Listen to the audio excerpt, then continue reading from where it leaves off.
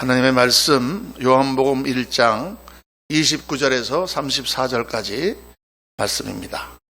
요한복음 1장 29절에서 34절 한 절씩 교독하겠습니다. 제가 한 절 읽고 여러분 한 절 읽고 교대로 읽습니다. 이튿날 요한이 예수께서 자기에게 나오심을 보고 이르되 보라, 세상 죄를 지고 가는 하나님의 어린 양이로다.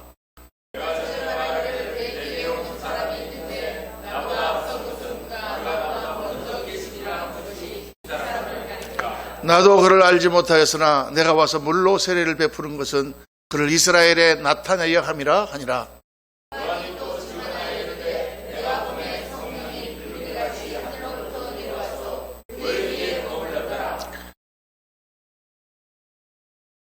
나도 그를 알지 못하였으나 나를 보내어 물로 세례를 베풀러 하신 그이가 나에게 말씀하시되 성령이 내려서 누구 위에 머무는 것을 보거든 그가 곧 성령으로 세례를 베푸는 이인 줄 알라 하셨기에 내가 보고 그가 하나님의 아들이심을 증언하였노라 하니라. 아멘. 아멘. 34절까지 읽었습니다. 앞에 두 절이 뒤에 두 절이 자막이 안 나와서 죄송합니다. 나도 그를 알지 못하였으나 나를 보내어 물로 세례를 베풀러 하신 그이가 나에게 말씀하시되 성령이 내려서 누구 위에 머무는 것을 보거든 그가 곧 성령으로 세례를 베푸는 줄 알라 하셨기에 내가 보고 그가 하나님의 아들이심을 증언하였노라. 오늘 말씀은 성령으로 세례를 받으신 예수, 예수님이 세례를 받으신 장면 여러분 다 아시죠?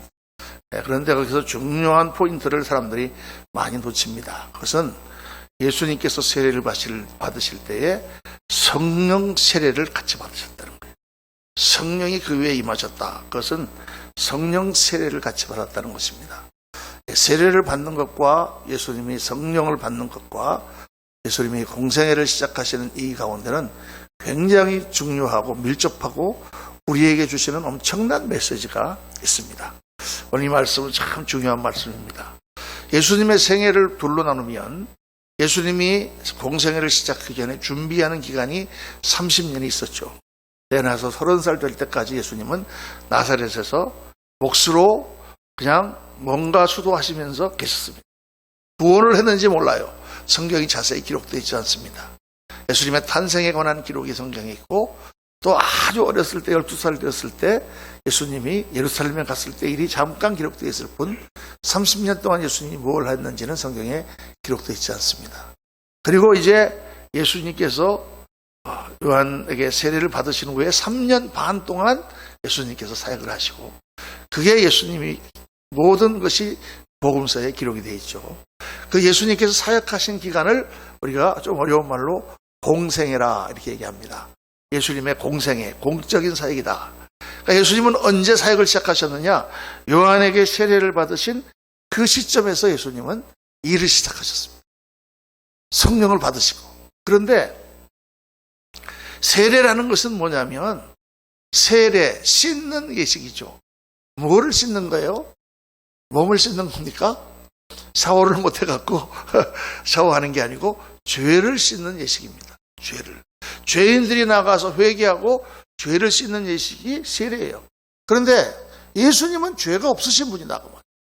그분은 하나님으로서 육신을 입고 있다는 것이었지만 원래부터 원죄부터 죄가 없으신 분이에요. 그런데 죄 없으신 예수님이 왜 죄 씻는 세례를 받아야 되느냐? 이게 중요한 신학적인 문제입니다. 왜 예수님이 세례를 받으셨을까? 근데 예수님이 세례를 받으신 것은 두 가지 중요한 목적이 있어요. 첫째는 예수님께서 인간과 똑같은 자리에 서신다는 것을 밝히시는 것입니다. 예수님께서 이 땅에 오셨을 때에 똑같은 육체를 입고 오셨어요. 우리와 똑같은 인간으로 오셨어요. 좀 약간 불경스러운 말 같지만 사람들이 예수님은 화장실에 가셨을까 안 가셨을까? 가셨습니다. 목사님은 화장실에 갈까요 안 갈까요? 갑니다, 여러분.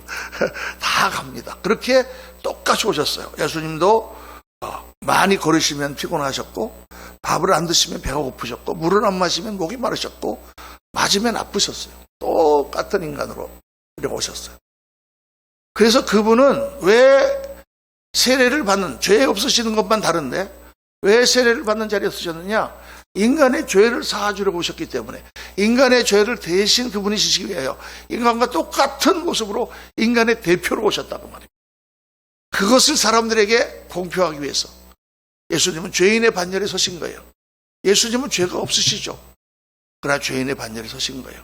마치 어떤 선생님이 아이들이 뭘 잘못해가지고 이렇게 경찰서에 가 있는데, 잡혀가 있는데, 그 아이들 때문에 선생님이 경찰서에 같이 가갖고 옆에서 취조를 받는 거와 똑같아요. 제가 미국에 있을 때 그런 일을 했거든요. 우리 청소년 아이들이 학교를 안 가고 바깥에 돌아다니면 뉴욕 경찰을 지나가다가 청소년 애들이 얼쩡거리 보면 그냥 잡아가요. 체포해 갖고 갑니다. 너 학교 왜 안 가? 법이 그렇게 돼 있어요. 법이 만들어졌어요. 가서 이제 가방 다 뒤져보면 그 가방에서 뭐 이렇게 칼이 나온다든가 그러면은 당장에 이제 학교에 연락해가지고 학교에서는 이제 정학을 내리는데, 갑자기 제가 사무실에 있는데 전화가 왔어요. 목사님, 어떻게 우리 애가 지금 경찰서에 가 있다는데 목사님 좀 가주셔야 되겠어요. 그러면 그냥 목사가 또 프리나게 가가지고 걔 데리고 학교 가갖고, 학교 가서 교장 선생님한테 2시간 동안 야단 맞는데 옆에서 같이 교장 선생님이 넌 뭐냐 그래서, 나는 목사다 그랬더니, 목사가 여기 왜 왔냐 그래서, 아예 부모들이 다 나가서 일하고 영어를 못하니까 그래서 제가 대신 왔다고 그러니까, 그러시냐고 앉으라고 그랬더니 나를 앉혀놓고 그냥 걔를 야단치는데 같이 야단맞았어. 얼마나 야단을 세게 치시는지. 야, 미국 사람들 야단치는 법 정말 매로 때리는 것부터 차라리 옛날처럼 빠따 몇 대 맞고 나오는 게 훨씬 낫습니다. 근데 그냥 뭐 그렇게 하는 거예요. 그때 제가 그 생각했어요. 예수님이 죄인의 반열에 서신 게 바로 이런 거로구나. 저는 아무 죄가 없지만 가서 걔하고 같이, 예수님이 그렇게 죄인의 반열에 서신 것이 첫 번째 이유예요. 그래서 우리의 죄를 다 담당하신 것이죠. 그런데 두 번째 중요한 이유가 뭐냐면, 예수님께서 세례를 받으시는 그 자리에서, 인간의 자리를 내려와 순종하시는 그 자리에서 성령의 세례를 받았다는 것입니다. 순종이 성령과 관계가 있고 성령의 세례를 받으심으로 예수님이 일을 시작하셨다. 이게 두 번째 중요한 의미예요. 예수님께서 세례를 받으신 것. 그래서 예수님께서 성령을 받으셔야 하는 것은 그가 육신을 입고 오셨기 때문입니다. 예수님은 하나님이시죠. 하나님이니까 하나님의 능력을 마음대로 행하실 수 있을 것인데 왜 예수님이 성령을 받으셔야만 되느냐? 이게 굉장히 중요한 거예요. 여러분, 삼위일체 하나님을 잘 이해해야 됩니다. 예수님은 하나님의 형상이요, 성부 하나님, 성자 하나님, 성령 하나님은 다 세 위격을 가지신 한 하나님으로부터 영원 전부터 영원 후까지 존재하시는 그런 분이라고 우리가 성경에서 배우는데, 예수님이 이 땅에 육신을 입고 오실 때는 하나님의 성품, 하나님의 갖고 있는 능력, 권위, 특권, 이 모든 것은 내려놓고 오셨다는 거예요. 내려놓고 오셨. 이게 중요해요. 마치 왕이 내가 어느 날 정말 나가서 시찰을 한번 해서 시장 바닥에 가서 우리 이 백성들이 어떤 삶을 사는 거 보자. 그리고 아무도 몰래 혼자서 다 왕복을 벗어버리고 평민의 옷을 입고 시장에 갔어요. 시장에 가가지고 똑같이 거기서 하는데 깡패들하고 만났어요. 너 어디서 굴러먹던 뭐야? 개벽떡이야. 그러니까 뭐 어떻게 하겠어요? 왕인 것을 다 내려놨어. 그런데 뭐 한 가지만 안 변했느냐? 그분이 왕이라는 그 신분, 그분의 본질, 그건 안 변했죠. 거기서 뭐 따고도 맞고 그래서 나중에 보니까 이게 왕이야. 그렇지만 다른 모든 왕이 가지고 있는 권한은 내려놓고 똑같은 평민으로 그가 거기에 서 있는 것처럼 예수님이 이 땅에 오신 것도 똑같이 그렇게 왔다. 그렇게 생각하면 딱 맞습니다. 빌립보서 2장 5절 말씀부터 보면, 너희는 이 마음 품으라 곧 그리스도 예수의 마음이니 그는 하나님과 하나님의 본체시나 하나님이 나타나신 본체시나 하나님과 동등됨을 취할 것으로 여기지 아니하시고, 하나님과 동등하신 분이지만 동등됨을 취할 것으로 여기지 아니하시고 자기를 비워 종의 형체를 입고 이 땅에 오셨다. 이렇게 되어 있습니다. 예수님이 이 땅에 오셨을 때는 하나님의 권능이 있어요, 없어요? 없어요. 그러면 예수님께서 어떻게 기적을 행하셨지? 어떻게 무리를 걸으셨지? 어떻게 오병이어로 5,000명을 먹이셨지? 어떻게 죽은 사람을 살리셨지? 그 모든 역사는 예수님이 성령의 능력으로 하실 거다 그 말이에요. 믿으시길 주의 이름으로 축원합니다. 이거를 깨닫는 게 기독론, 예수님에 대한 그 개념 중에서 제일 중요한 개념이에요. 사람들은 잘못 생각하는 거예요. 예수님은 하나님이시니까 십자가 달리셔도 안 아팠을 거야. 왜? 하나님이 고통을 받으실 리가 있나? 그랬을 것 같습니까, 여러분? 아닙니다. 예수님은 우리랑 똑같은 육신을 입었기 때문에 고통을 똑같이 받으셨어요. 똑같이 조롱을 받으면 기분이 나쁘고 정말 모든 고통을 다 같이 받으셨지만 그 모든 것을 이길 수 있었던 것은 예수님의 성령으로 충만하셨기 때문에 고통과 더불어 이기는 성령으로 충만한 거죠. 우리가 어려움을 당하면 괴롭지 않습니까? 괴롭습니다. 그러나 괴롭다고 해서 지는 것이 아니라 이기죠. 왜? 성령으로 충만할 때. 그래서 예수님은 육신을 입고 이 땅에 오셔서 성령을 충만하게 받으심으로 말미암아 세상을 이기고 마귀를 이기고 모든 죄를 이기는 모본을 우리에게 보여주셨어요. 샘플, example 되셨다. 우리의 모본 되셨어. 그래서 예수님 이런 말씀하셨습니다.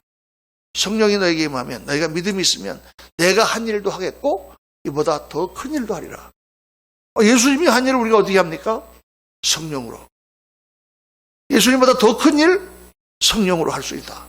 이렇게 말씀합니다. 그래서 예수님께서 세례를 받으신 그 자리가 그가 순종하여 자기를 낮추고 하나님 앞에 내가 인간으로 왔을 때 굴복할 때 성령님이 그에게 임함으로 신적 본능을 나타내기 시작했다. 할렐루야. 다시 말하면 바꿔 말하면 예수님이 사역을 시작하시기 위해서는 뭐가 필요했다? 성령님이 필요했다. 그러면 하나님의 아들 예수께서 이 땅에 육신을 입고 오셨을 때 그분이 성령이 필요하셨다면 우리는 얼마나 더 성령이 필요하겠습니까? 성령이 임하지 않으면 신앙생활을 못하는 거예요. 여러분 이게 너무 중요한 거예요. 우리 성경에 보면 우리 잘 아는 말씀이 나오지 않습니까? 항상 기뻐하라, 쉬지 말고 기도하라, 범사에 감사하라. 이것이 그리스도 예수 안에서 너희를 향하신 하나님의 뜻이다. 항상 기뻐하라, 쉬지 말고 기도하라, 범사에 감사하라. 이게 하나님 뜻이란 말이에요. 아멘입니까? 아멘. 여러분 기뻐하시는 게 하나님 뜻이고 항상 감사하는 게 하나님 뜻이고 지나가다가 이렇게 돌불에 걸려서 탁 넘어져도 할렐루야 감사합니다. 이러는 게 하나님의 뜻이다 그 말이에요. 근데 그게 됩니까 안 됩니까? 안 되죠. 잘. 항상 기뻐해줘요 그게. 안 된단 말이에요. 그게 왜 안 되느냐? 성령으로 충만할 때만 그게 된단 말이에요. 그래서 바로 그 뒤에 19절에 무슨 말씀이 나오냐면 성령을 소멸하지 말며. 성령이 소멸하면 안 돼요. 성령이 소멸하면. 성령이 충만해야 하나님이 주는 기쁨이 있습니다. 고난을 당하면서도 기쁘고 어려운 일을 하면서도 기쁘고 또 모든 일에 감사하고 기도로 하나님과 교통하는 것은 오직 성령이 충만할 때만 되기 때문에 바로 19절에 성령을 소멸치 말며 이렇게 말씀이 나오는 거란 말이에요. 그렇죠? 그래서 우리의 신앙생활 자체가 성령으로 말미암는 거다. 여러분 신앙생활이 얼마나 어렵습니까? 신앙생활이 쉽지가 않습니다. 여러분. 끊임없이 우리는 외부로부터 영향을 받습니다. 근데 그 영향력 가운데 우리가 예수를 믿는 사람은 어떤 영향력을 받냐면 내가 예수를 믿는다고 고백할 때 내 안에 들어오신 성령님의 영향을 받는 거예요. 그러니까 옛날에 이렇게 무슨 만화 같은 거 보면은 만화 영화에 나오잖아요. 그러니까 어떤 사람이 탁 어떤 물건을 훔칠까 말까 그러는데 뿅뿅 하고 이쪽에는 천사가 나타나서 하지마 그리고 이쪽에서는 또 사탄이 삼시창 들고 나타나서 해해 그러고 막 그러잖아요. 뿅뿅 해갖고 막 어떻게 할까. 실제로 그런 일이 우리 삶 속에 일어나는 것입니다. 그래서 세상의 영향력을 받고 세상 사람들 속에 섞여서 세상적인 그러한 죄의 모양을 취하려고 할 때 내 안에 있는 성령님이 뿅 하시면서 그러지 마 하면 안 되잖아. 이렇게 양심을 통하여 우리에게 말씀하신단 말이에요. 그런데 성령이 충만하다는 것은 하나님의 성령이 강력하게 역사하시기 때문에 그 능력이 그 영향력이 커서 그래야지 내가 이렇게 하면 안 되겠지 하고 선택할 수 있도록 만들고 성령이 소멸됐다는 것은 그 소리가 별로 들리질 않아. 그래서 그냥 쉽게 외부의 그런 영향력에 넘어가 버린다 그런 뜻이에요 여러분. 그러니까 여러분 이렇게 성령이라고 하는 것은 그런 역할을 하기 때문에 우리가 늘 성령 충만하려면 어떻게 하게 됐어요? 하나님과 영으로 계속 교통하고 계속 말씀을 듣고 계속 주님 앞에 나가서 주님과 교통하는 예배를 드려야 되는 것입니다. 그러니까 이렇게 신앙생활을 가만히 보세요, 여러분. 우리가 성령의 영향력, 주일날 나와서 교회 나와서 예배드리면 그때 하나님 말씀을 들으면 아멘. 그리고 그때 성령이 충만하고 내가 이렇게 살아야지 하고 결심하지 않습니까? 그리고 금방 우리가 세상을 나가면 홍수 같은 세상의 물결이 다시 우리를 덮친다고 말해요. 그럼 그 안에서 내가 성령으로 충만했던 것이 점점 어떻게 되겠어요? 일주일 동안 살면서 거의 없어져가지고 주일날 오는 거예요. 그러니까 제가 이렇게 볼 때 우리 성도님들 그런 분들 많지만은 일주일에 한 번 딱 교회 나서 예배드리고 성령으로 충만한 생활을 살 수 있다. 그건 정말 기적입니다, 여러분. 기적. 기적 중에 기적이에요. 왜냐? 일주일에 한 번 딱 학교 가는 애가 공부 잘하는 거 보셨습니까? 걔가 공부 잘한다면 그거 기적이에요, 그건. 집에서 뭐 독학을 하든지. 물론 다 각자 가정에서 독학을 하고 나름대로 주님과 교통하겠지만 잘 됩니까? 잘 안 되잖아요. 그래서 힘든 거예요. 그러니까 보면은 성도들이 어떤 성도들이 신앙이 좋으냐, 교회에서 수요 예배 나와서 예배 드리는 성도, 또 새벽 기도 나오는 성도, 좋을 수밖에 없지. 매일 주님 앞에 나와서 주님과 교통하는 그거를 억지로라도 하니까 좋을 수밖에 없는 거지. 그런 거예요, 여러분. 성령이라는 게. 그래서 우리가 끊임없이 안에 성령이 충만해야 되고 그것을 유지하기 위해서는 하나님과 교통하는 작업을 계속 해야 되는 것입니다. 성령 충만이 우리 신앙생활의 비결이고 뿐만 아니라 성령 충만이 교회사에 보면 부흥의 비결이에요. 부흥의 역사는 항상 성령과 함께 나타나는 거예요. 성령이 없으면 우리가 전도를 하지 못하고 성령이 없으면 능력이 나타나지 못하고 성령이 없으면 부흥의 역사가 일어나질 않아요. 1983년부터 84년, 85년, 86년 한 4년 동안 제가 미국에 있었는데 그때 전 세계에 성령의 역사가 일어났습니다. 그때 얼마나 성령이 컸는지 저희 교회 같은 경우는 감리교회였는데 감리교회 중에서 정말 예수 믿는 사람은 거의 10%도 안 되던 교회고요.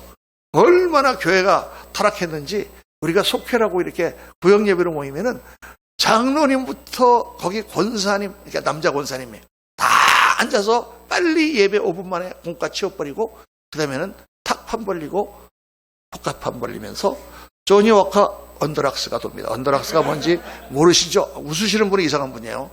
언더락스가 뭔지 아시네. 얼음을 넣어갖고 거기다가 이렇게 스카치만 따라본 거를 목사가 이런 걸 너무 자세히 아는 거에 곤란합니다. 정말 옛날에 제가 배웠던 건데 잊어버려지지 않는다는 것 뿐이에요. 근데 하여간 그걸 돌리면서 그게 우리 속회야. 아까 처음에 제가 믿음이 없을 때 그 교회 갔기 때문에 야, 이 교회 너무 멋진 교회인데 그렇게 생각을 했습니다. 거의 이상한 교회예요, 하여간. 그거 보고 교회 감신대학교 나온 장로님부터가 다 그러니까 목사님이 목회가 얼마나 힘들겠어요. 교인이 그때 한 250명 이렇게 모였는데 그런데 83년도부터 성령의 바람이 불기 시작하면서 한 사람씩 깨지기 시작하는 거예요. 그게 나도 깨졌지. 84년 4월 10일 그 바람이 한 명씩 깨지기 시작하는데 나중에는 어떻게 됐느냐. 85년 6년 되니까요. 주일 예배마다 울음바다예요. 울음바다. 이게 앉아있는 여기다가 쭉 그 클리넥스를 양쪽에다 하나씩 갖다 놓으면은 전부 앉아갖고 클리넥스로 눈물을 닦고 그 지휘자는 지휘를 하면서 눈물을 흘리면서 지휘를 하고 그렇게 나 그런 은혜 예배를 드려본 적이 없어요. 야, 정말 모든 사람이 다 변했습니다. 모든 사람이. 그래서 교회가 막 400명, 500명 부흥을 하고 그렇게 막 대부흥의 역사가 일어났어요. 어떻게 그 사람들이 변할 수 있는가? 절대 변할 사람들이 아닙니다. 미국 가서 돈도 많이 벌었죠. 공부들도 많이 했죠. 그 당시 무슨 브루클린 텍 그런데 교수하던 사람, AT&T, 홈델이라는 데 있는 그 본사에서 거기 무슨 시니어 엔지니어 이런 사람들이에요. 똑똑하고 재직회 한번 했다 그러면 보통 최소한 5시간 정도는 기본적으로 하는 똑똑하니까 다 한마디씩 하니까. 그런데 그렇게 안 변할 것 같던 교회가 성령이 임하니까 다 순식간에, 야 주의 성령님을 정말 우리가 사모해야 될 줄로 믿습니다. 예수님의 제자들을 보세요. 예수님의 제자들은 정말 열심히 있는 사람들이고 주님을 정말 따라보려고 노력을 했던 사람들이에요. 그러나 자기 힘과 자기 의지로 노력을 했지만 그들은 약한 인간들이었기 때문에 예수님 십자가에 딱 달리시니까 다 도망갔어요. 무서우니까. 담대하게 주님을 이런 사람 아무도 없었어요. 베드로만 겨우 이제 뒤에서 숨어가지고 예수님이 어떻게 되나 보려고 갔다가 불 쬐고 있다가 옆에서 너 예수님이랑 같이 있었지 그러니까 황급히 놀라면서 아니다. 3번이나 부인하고 나중에는 저주하면서 부인하고. 나 그딴 사람 몰라.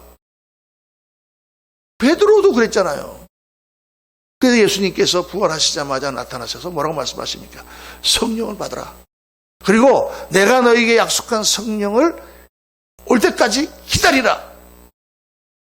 사도행전 1장 8절에 성령이 너에게 임하시면 내가 권능을 받고 예루살렘과 온 유대와 사마리아 땅끝까지 이르러 내 증인이 되리라. 성령이 임하시기 전에는 안 된단 말이에요.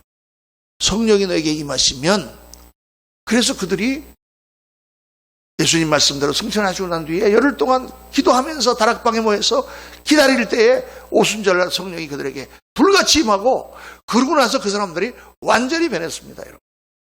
베드로가 나가서 담대히 설교하니 5,000명이 돌아왔어요.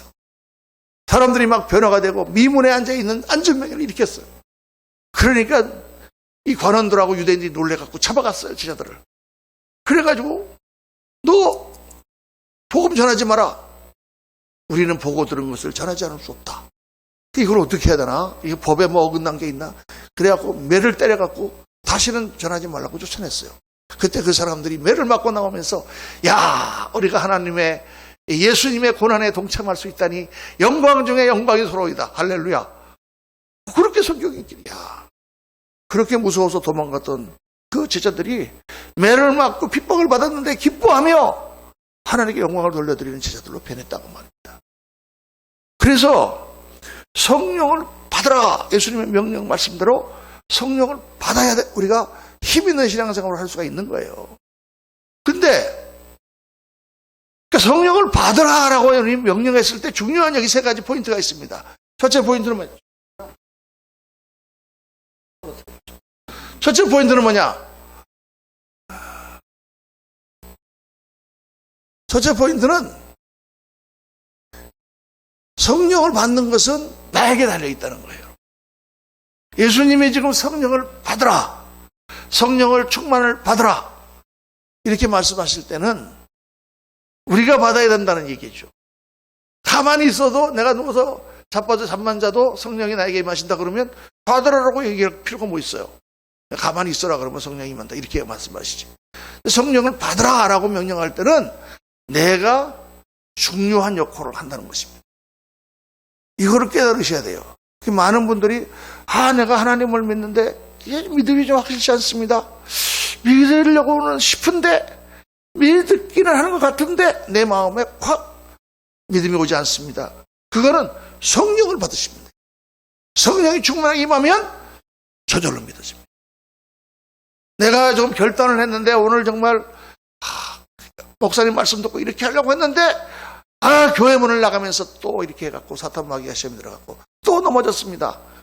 그러는 분들이 많잖아요. 그죠? 마치 아닌 것처럼 저를 쳐다보고 있지만 다들 그러시잖아요. 그거 어떻게 그 결단이 계속해서 힘있게 의지를 발휘할 수 있느냐? 성령이 충만하면 그렇게 돼요. 성령이 충만하지 않으면 아침에 내가 설교하고 또 나가다가 자동차 하나 이상한 거 만나면 금방 죄를 짓는 게 인간이에요. 그렇게 된다니까. 성령이 충만하면 아무것도 아니야. 그래서 우리가 성령님을 받기를 사모해야 돼요. 내가 성령 충만을 받아야 되겠구나.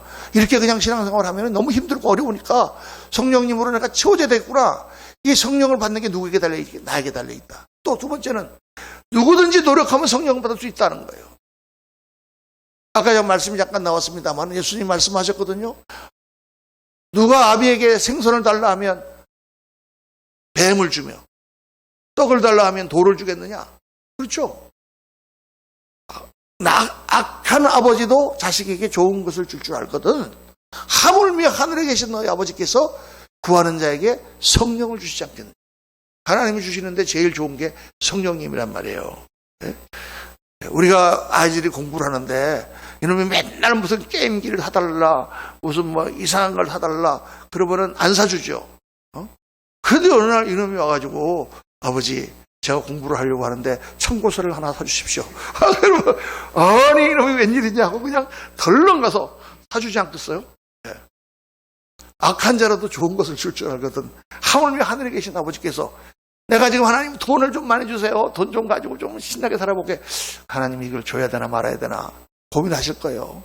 내가 좀 높은 자리에 올라가게 이놈이 거만해지지 않을까 걱정하시겠지만 성령을 달라고 하는데 그걸 하나님이 거절하시겠느냐 하고 예수님이 지금 말씀하시고 누구든지 성령을 달라고 하나님 앞에 기도하고 했으면 다 받을 수 있다. 세 번째는 뭐냐? 성령 충만은 반드시 받아야 된다. 이게 성령을 받으라고 명령하신 이유죠. 그래서 여러분 성령을 받아야 됩니다. 성령을 받아야만 우리가 신앙생활을 힘있게 할 수가 있고 능력 있는 기도할 때 응답을 받고 우리가 교회에서 말하는 모든 것들을 다 체험할 수가 있는 거예요. 가장 중요한 게 뭐냐? 성령이 임하면 뭐가 변하느냐? 영의 눈이 열립니다. 영 안이 열린다. 영의 눈이 열려요. 영의 눈이 열려. 이게 제일 중요합니다. 영의 눈이 열리니까 하나님이 계신 것이 깨달아지고 내 죄가 깨달아지고 그 다음에 하나님을 믿는 구원의 확신. 예수님이 십자가에 진 게 무엇을 의미하는지가 확실히 깨달아지는 거예요. 제가 처음에 예수님을 영접할 때 1984년 4월 10일이었는데 그날 제가 처음으로 하나님 앞에 무릎을 꿇고 하나님 정말 주님이 살아계시다면 하나님 살아계시다면 나를 만나주세요라고 기도했을 때 기도를 하려고 하는데 기도가 안 되는 거예요. 뭐를 기도해야 될지 모르겠어. 첫째, 뭐 통성으로 기도하십시다 하고 막 아글아글 하는데 내가 뭘 기도해야 될지 모르겠어.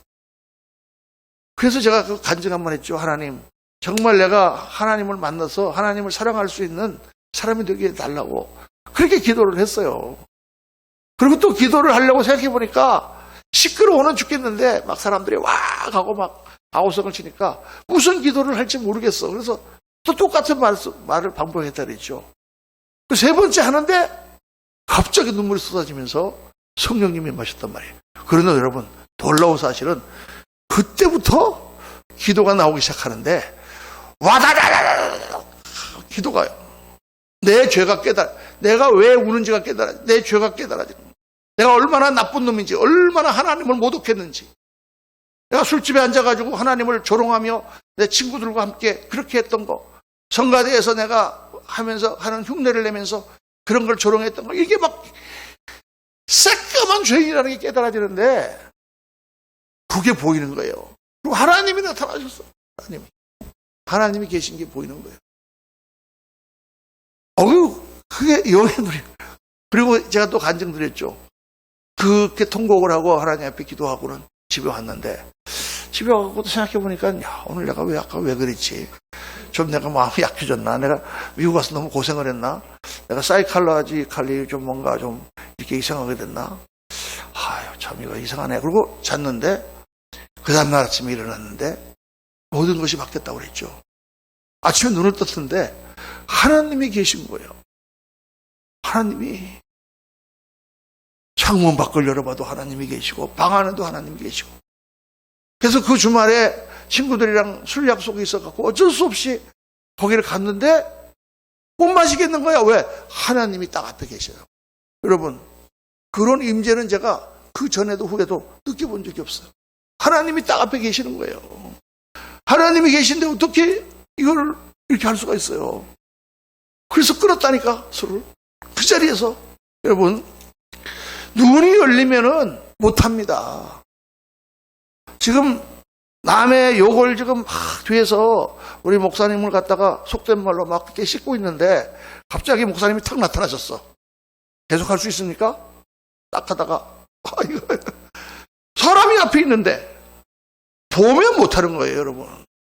제가 이제 샌프란시스코에 있을 때 우리 교회에서 여름마다 이제 단기 선교를 갑니다. 멕시코로 한번 가고 또 이제 이 원주민 선교 갑니다. 원주민이라고 이제 아리조나 그쪽 유타하고 밑에 아리조나 거기 가면은 나바호 원주민들의 인디안 레저베이션이 있어요.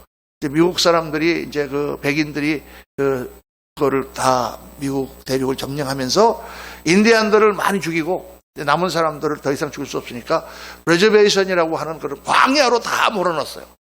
가면은 황량한 광야야. 거기에서 다 가둬놨어.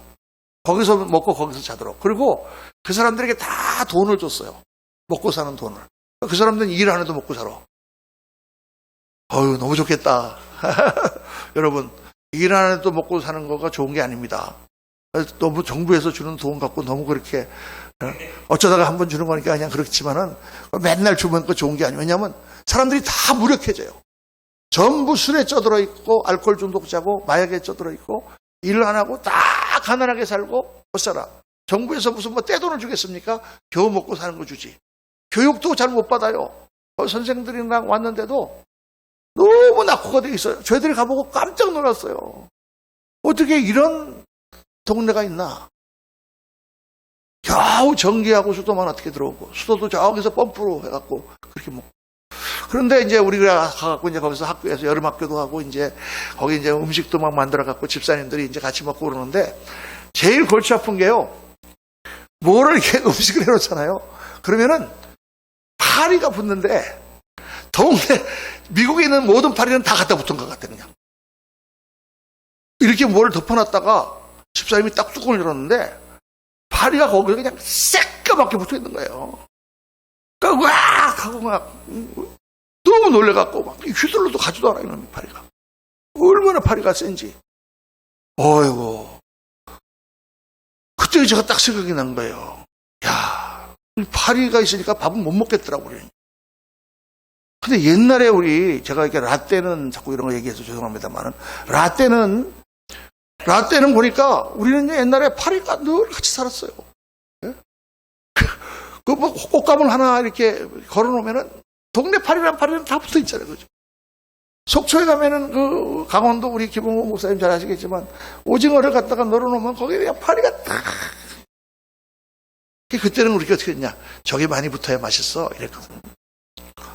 그런데 거기 나바호 인디안들은 아무 상관없이 파리 붙어둔 거 이렇게 하고 그거 다 먹는 거예요. 우리는 못 먹는데. 왜 그 사람들은 먹고 우리는 못 먹습니까? 왜 옛날에는 그런 거 다 한국 사람들이 먹었는데 지금은 파리 한 마리만 날아와도 기겁을 합니까? 우리가 영의 눈이 열렸기 때문입니다. 할렐루야. 이게 사람들이 개화가 돼서 과학적인 눈이 열리고 나니까 저게 얼마나 더러운 거라는 걸 아는 거예요. 그전에는 그걸 모르니까 그냥 이놈이 붙어도 같이 사는데 그게 뜨고 나면은 그 팔이 붙은 거 못 먹잖아요, 여러분. 영의 눈이 열린다는 건 바로 그런 거예요.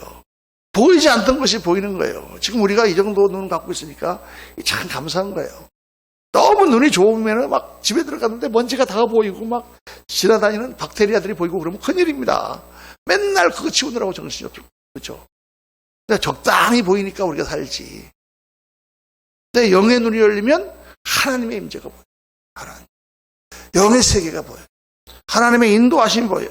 하나님의 역사가 보여요. 그래서 너무 신기하고 그렇기 때문에 신앙생활을 안 할래 안 할 수가 없는 거고 또 내가 하나님 앞에 봉사하면 하나님이 기뻐하시는 게 느껴지는 거예요. 그러니까 하나님을 섬기는 거예요. 성령을 받아야 됩니다. 그래서 어떻게 하면 우리가 성령의 충만을 받느냐? 세 가지를 여러분 꼭 기억하셔야 돼요. 이것뿐이 없어요. 이게 어려운 게 아닙니다. 첫째는 내가 꼭 부흥회 가고 막 이렇게 해야만 성령을 받는 게 아니에요. 왜 부흥회 가면 북치고 장구치고 여러분 박수 치세요 막 왜 이렇게 한 줄 아십니까? 그 모든 일은 다 마음을 여는 작업이에요. 마음이 안 열려 있으니까. 어떤 사람은 저 같은 경우는 가서 박수 치고 그런 거 보면 아 정말 광신도처럼 이게 무슨 짓이냐 이렇게 생각하다가 어느 날 내 마음에 좀 이렇게 갈급함이 오시니까 애따 모르겠다 하고 나도 같이 박수 쳤거든요. 근데 그때 확 마음이 열리더라고요. 워낙들이 마음이 안 열려 있으니까 마음을 여는 작업을 하는 거예요. 그래서 부흥회 가면 좀 그렇게 보이는 것이죠. 근데 중요한 것은 그렇지 않더라도 내가 그냥 방 안에 가만히 있더라도 그때 내가 하나님 제 마음을 엽니다. 성령님 들어오세요. 성령님, 제가 변화되기를 원합니다. 간절히 기도하면 그 순간 성령께서 임하십니다. 우리 교회사를 보면 여러 그런 게 많아요. 찰스 피니 같은 분은 변호사였는데 변호사 일을 마치고 돌아오는데 너무 마음이 답답하고 갈급한데 어느 날 집으로 가는 도중에 숲속에 있는데 그냥 차를 세우고 싶어서 마차를 세우고 마차에서 내려가지고 숲속으로 걸어 들어갔어요. 하면서 주님 앞에 기도해서 하나님 성령을 저에게 부어주세요. 그 순간 찰스 피니에게 성령이 임하고 5시간 동안 그가 숲속에서 기도했다고 합니다. 그리고 그가 호련히 변해서 그때부터 전도하기 시작해서 미국의 제2 영적 각성 운동에 주역이 됐죠. 미국이 다 뒤집어졌어, 동부가. 변호사였던 사람이 그날 성령을 받으면서 성령을 받으면 5시간 동안 기도하는 게 아무 긴 게 아니에요, 여러분. 우리가 아무도 없는 허공에다 대고 나 혼자 얘기를 하려고 해보세요. 아무도 없는 벽에다 대고 어제는 내가 어떻게 지냈는지 모르겠는데 뭐 잘 있었나? 너무 우스운 사람이잖아요. 미친 사람인가? 그런데 오랜만에 정말 너무 좋아하는 친구를 만나갖고 같이 앉아서 얘기를 해보세요. 그래 어떻게 지냈냐 뭐. 이게 무슨 3시간 4시간 가도 지루하지가 않죠. 하나님이 느껴주고 성령이 충만하면 하나님과 기도하고 대화하는 게 지루하지가 않아요. 하나님. 너무 느껴지니까. 그런데 성령이 없으면 그냥 5분도 앉아갖고 기도 못해. 왜? 영의 눈이 안 열렸기 때문에. 영적인 감각이 없었기 때문에. 그래서 마음을 열고 사모하고 애써서 이게 좀 말씀이 있다고 하면 찾아가고 하나님께서 이렇게 원하신다 그러면 꼭 한번 가보고. 제가 소그룹 성령 공부 자꾸 강조하는데 소그룹 성령 공부를 해야 됩니다. 개인적으로 1:1이라도 해야 됩니다. 자꾸 말씀을 접하고 저랑 같이 얘기를 하다 보면 여러분의 의문이 풀리고 다 변화가 일어나는 거죠. 그 자리에 가야 된다고 말이에요. 안 가면 못 받아. 자, 둘째는 회개가 일어나야 돼요. 하나님 앞에 회개가 일어나야 돼요. 왜? 죄와 함께 하나님은 거하시지 않으시니까 내 죄를 하나님 앞에 회개하고 하나님 돌이키겠습니다. 도와주세요. 하면 하나님께서 도우십니다. 우리가 우리 죄를 자백하면 저는 미쁘시고 의로우사 우리 죄를 사하시며 모든 불의에서 우리를 깨끗하게 하신다고 했으니까 내 죄가 떠오를 때마다 회개하는 거예요. 어떤 때는 죄가 잘 안 떠올라. 뭐 사람 다 그렇게 사는 거지 뭐. 뭐 나만 그런가? 다른 사람들도 다 그런데 이렇게 생각하고 사는데 성령이 임하면 성령은 어떻게 해요? 우리의 죄를 책망하십니다. 깨닫게 해주세요. 이게 죄구나. 하나님 잘못했어요. 제가 고칠 수 있게 도와주세요. 그러면서 우리가 변화가 되는 것입니다. 셋째는 순종의 마음을 하나님께 드려야 돼요. 순종의 마음. 하나님, 내가 정말 주님을 나의 주인으로 모셨으니 정말 내가 주님 앞에 순종하기를 원합니다. 마음에 거역하는 마음을 가지고 있으면 성령이 임하지 않습니다.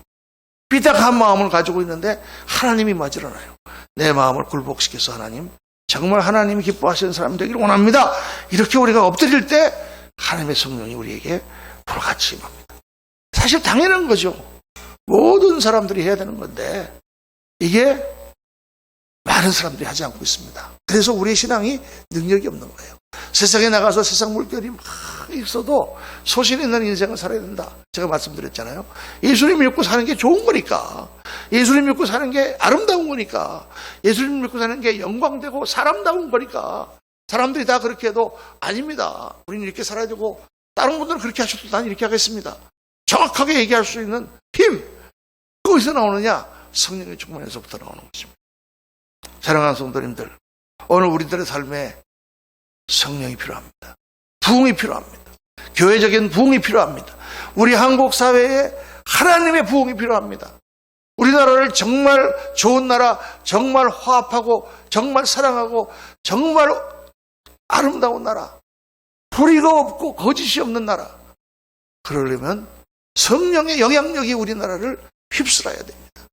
인간적인 사상과 생각을 가지고 서로 싸우고 서로를 갖다가 감옥에 집어넣으려고 하는 그런 사회는 결코 아름다운 사회가 되지 못합니다. 원수가 원수를 낳고 서로 죽이고 싸우고 결국 그렇게 하다가 끝나는 거죠. 교회의 역할은 너무나 중요한 것입니다. 오늘 우리가 한 사람 한 사람이 성령을 받고 빛을 발하며 세상에서 아름다운 인생을 살고 아름다운 가정을 보여주며 아름다운 하나님의 말씀을 전파할 때에 나라가 변하고 전 세계에 복음 전하는 사명을 감당하는 우리 교회가 될 줄로 믿습니다. 오늘 말씀을 묵상하며 하나님의 성령을 사모하고 주님 정말 내가 성령 충만한 그리스도인이 될 수 있도록 도와주시고 제가 그렇게 가겠습니다. 결단하시는 저와 여러분 되시기를 예수님 이름으로 축원합니다. 기도하겠습니다. 할렐루야. 감사하신 주님, 오늘 저희들 주님이 세례를 받는 것을 보았습니다. 세례를 받으실 자리에 성령이 임하시고 성령의 세례를 받으시는 것을 보았습니다. 예수님은 하나님이신데 하나님께서 인간의 육신을 입고 이 땅에 오셨을 때 죄인의 자리에 같이 서시고 그 육체 가운데 성령이 임하셔야 예수님의 역사가 일어남을 저희들 깨달았습니다. 예수님도 성령을 받으셔야만 됐었는데 우리가 성령이 없이 어떻게 신앙생활을 하며 어떻게 주의 사역을 감당하겠습니까? 아버지 하나님, 부족한 종부터 우리 모든 성도들이 성령의 충만함을 받고 하나님의 영에 사로잡혀 정말 놀라운 역사들을 나타내는 저희들, 우리 이 허접한 인생 가운데 하나님의 영광을 나타내는 저희들이 다 되도록 은혜 베풀어 주옵소서. 우리 구주 예수 그리스도 이름으로 감사하며 축복하며 기도하옵나이다. 아멘. 아멘.